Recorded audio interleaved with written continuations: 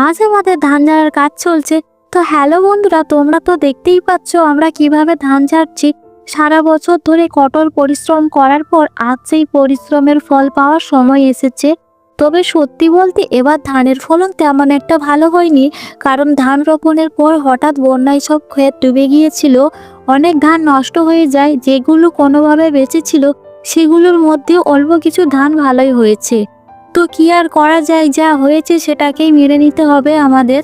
এখন দেখো, এদিকে ধান ঝাড়া হচ্ছে আর অন্যদিকে আমি বিচুলি বাঁধার কাজ করছি।